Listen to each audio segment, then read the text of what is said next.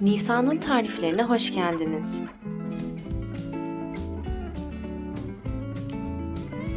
Bugün sizlerle tavuklu nohutlu pilav yapacağız.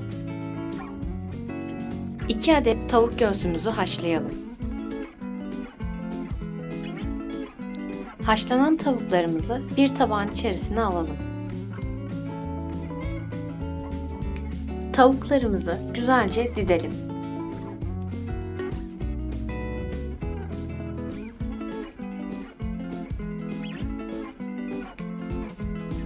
Tenceremizin içerisine 1 yemek kaşığı tereyağını alalım.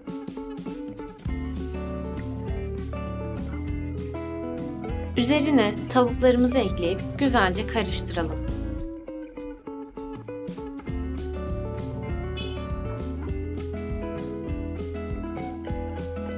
Bir kase haşlanmış nohut, 1 su bardağı haşlanmış bezelye, 1 su bardağı haşlanmış mısırı ekleyip güzelce karıştıralım.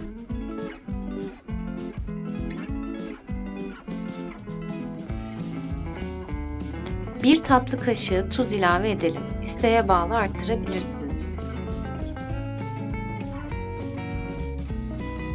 2,5-3 su bardağı pirincimizi ekleyip kaşık yardımıyla düzeltelim.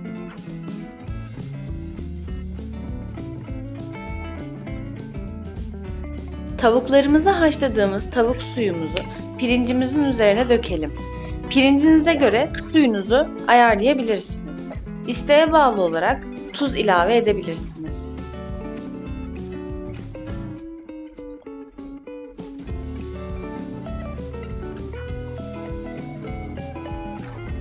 Suyunu çektikten sonra pilavımız hazırdır.